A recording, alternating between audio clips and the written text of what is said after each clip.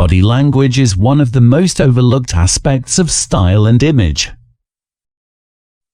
The tricky part is that it's a largely invisible part of your image. We're much more aware of the clothes than the body that's wearing them, so it can be easy to skip over, and unfortunately most men do. Even with the highest quality clothing, you can still look shy and insecure with weak body language. This is a huge mistake because body language is one of the simplest things you can fix, and the results can be incredible. Make just a few simple tweaks to your body language, and posture can have a profound impact on all of your social interactions, from business to dating and more. Developing good body language is one of the most effective ways to change how people think of you. Having good command over your body allows you to communicate a wider range of emotions non-verbally and can help reinforce the kind of image you're trying to build with your fashion. If you've never considered working on your body language, then you probably have weak or undeveloped body language right now. Don't feel bad. Most guys do, myself included. It's taken years to fix some of my worst body language habits, and I still correct myself often when I notice I'm making a mistake with my posture. Below, I'll talk about the different aspects that create good, confident body language and give some ideas for correcting bad habits using my own experiences. Using body language to capture emotion. People don't often realize that body language can be far more powerful than words for communication. Much of our communication with other people is non-verbal and unconscious. By default, we have very little control of the non-verbal aspects of our communication, and we might subconsciously communicate things we don't want to. The best way to fix this is by developing a thorough understanding of posture, body language, and non-verbal communication, so we can be more aware of which emotions we're sending out through our bodies. Open and closed body language.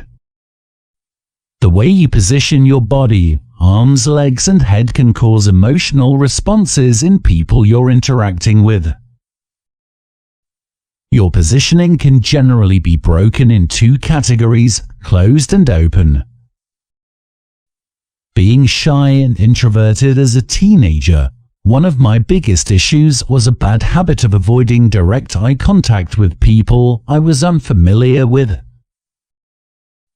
To fix this, I spent several days in New York City walking all over Manhattan with a rule that if I made eye contact with someone else, I wasn't allowed to be the first to break it. I would have to hold eye contact until the other person looked away. This was a very uncomfortable exercise at first, but the more I did it, the more natural holding eye contact became. Avoiding eye contact is a common example of closed body language indicating defensiveness or fear of social situations. Typical closed body language includes crossed arms or legs, avoiding eye contact, and tilting your head down or away from the people you're talking to. Closed body language can indicate a feeling of being threatened or an attempt at defending ourselves from aggression. It can communicate that we do not feel comfortable in the present situation and are attempting to hide or escape from it. In general, you want to avoid closed body language and keep yourself as open and inviting as possible. This will make you more approachable and also disarm people when you're talking to them for the first time. Holding a drink in front of your chest is another common example of unconscious closed body language that most people engage in. It may seem totally normal because this is how most people hold their drinks, but it's similar to crossing your arms in front of your chest and can communicate closure or defensiveness in a social environment like a club, bar or dinner party. A better move is to hold your drink at your hip and keep your arms down and away from your chest. So that's it for today. I will be coming up with another video. Until then, thank you for watching. Catch you in the next one.